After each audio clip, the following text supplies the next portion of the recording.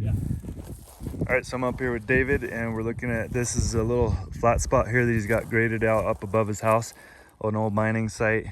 There's an old mine shaft there, and so the idea, and there's his little side-by-side that he can take up the little access road, and we can create this access that comes in this way. And so the idea for decommissioning this is to take all this stuff and lay it over the low spot in here. And then we're gonna take our rock screen and we're gonna screen this stuff around the berm. We're gonna separate out the larger coarse aggregate, and all of our larger coarse aggregate, our 3-inch plus, will go down as our base rock layer that's gonna be over the top of all this debris. And then we're gonna put down a layer of geotechnical fabric, and then we're gonna put down the clean 3-inch minus, the fines, over the top of that. And then we're gonna have an earth seal that's relatively lightweight to keep less pressure on that thing. And it also decommissions all of this stuff in the meantime. So, yeah, and then we're gonna be left with a nice clean pad that can be tracked over, can be driven over, and it'll come right in here, and then this will get kind of graded out a little bit. We might be able to use some of that material, and it'd almost be nice to open this up a little bit, but we can leave it as is, right, David? There's another little bit of spoils pile there. If we had a loader, we could harvest that as well and fill in by these pine trees. Yeah. Something to think about, Yeah. because you could Yeah, come most out a of little. these, Actually, I think 1, 2, 3, 3 of these trees are going to go. yeah, so if you're willing to Mark. lose these trees, we could set up the Kubota right here and reach down there and harvest that material and pull it up into here. If we need it. Well, yeah, and also just to make your flat spot a little bit Yeah. bigger. We'll have plenty of material here. It'd be nice to have the loader just to move the rock screen around. I think everything could be done with the loader.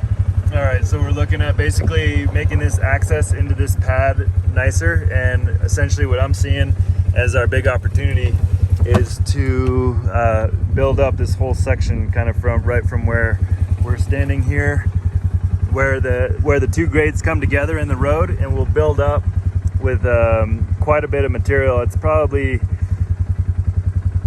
20 yards or so is kind of what I'm imagining. And if we could harvest that on site, I think that could be useful. Or, maybe it's less, maybe it's only 10, but I think that this would be this could take a decent amount of material going down that way, and then this gets blended in with the side cut. Yeah. And then so that this all becomes drivable, and this whole little V here can be used as part of the roadway. But basically this roadway needs to get brought up, and we could potentially, what we could do, Dave, is drop right from those logs into that green part and drop that all down a bit and push it out into this road here to basically make a big wide opening and put a little bit of a pitch on this bench that it's going over towards your pad. Yeah. So it would kind of swoop down and then come up just to squeak. And I think that would be the most cost-effective way for us to make this transition work without having to bring in that much material. Yep. Oh yeah. Yeah, I'd like to do this all with material. So, but if we drop this down a little bit, it undermines that tree a little bit more. Yeah. So, yeah, let's be careful about that. yeah, I mean, if we come off as at a 45 or a little bit, if we come off like this, and we could, and then even, maybe a little bit steeper than a 45, because this is rock, but we kind of come down like this, and then we drop this down, 12 inches, and we take all that material and we push it over there, so this all gets into here too, and we can. Yep. We can come up in here too and kind of pull this out. Yep. Pull this down and out a little bit too. So this kind of all becomes a pretty even pitch, nice and wide, and then it starts to separate the traffic kind of right back in here. Yeah. And then I don't need to swing around like this whenever I need to get up. Yeah. Go up there and turn around and come back. Sure. So. Okay, so then we can kind of keep it a little tighter. Yeah. And then basically start separating the grades right in here. Right out in there. So this just gets kind of pushed in that way. Yep. Yeah. And dug out and swung back. Okay, that makes sense. Yep. Cool.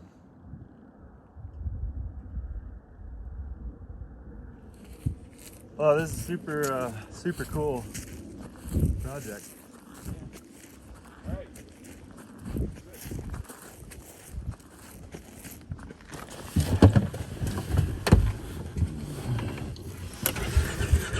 Probably figure one machine and for That one could definitely be the Kubota. Let me just, okay, so I'm still rolling, but basically it's just right in here. We don't need to have that widened up. We'll separate the grades pretty much right there, so that this is a single lane going down, because you can turn around up behind, so you can either drive up past it and then back in your RV, or if you want to nose in, you drive up behind me and turn around and come down. So this remains a single lane, but basically we're just going to dig down from right around those logs and widen that out a little bit into here, and then push all that material this way.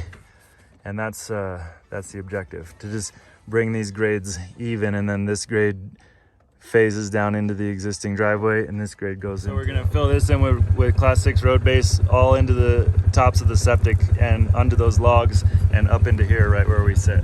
Yep, and right then in front of those logs. Yep. Also right over there by the right under the tree there's our little drainage, and we're gonna fill in a little bit down over there by the tree. Probably use about 2 or 3 yards, give or take, and just fill in right there, make that corner a little more generous right through there. Topsoil pile.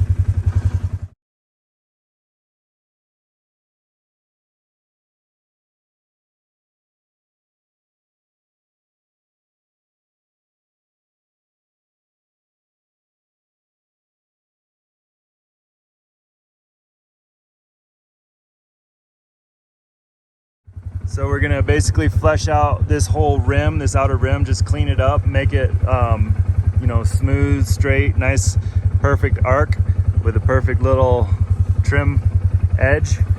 And then we're gonna fill in just right here where the dirt is, and kind of fill out to the edge of that rock and get that rock just nestled into the dirt just a little bit, and on both sides, and just have our road base come out. Nice little trim line right above that's gonna land right just below our straw wattle. Don't bury the straw wattle. And then we'll keep that nice and elevated and up and into there, and we're gonna raise this whole lower edge 6 to 8 inches, and just have a little 45-degree bevel at the edge of the driveway on that one. And we'll drop, there's a little bit of a mound right there in between the two roadways that we can drop that down and make that transition a little bit better, and we could probably take that down 2 to 3 inches right through there pretty safely, and make that transition a little better, and then move that dirt down below before we top it with the Class 6 road base, and then we'll fill some Class 6 road base up into there. So I'm thinking we could probably use one tandem here and one tandem above, and maybe a half a tandem down by my van to flush out these water bars. So I'm thinking 2 to 3 tandems is probably the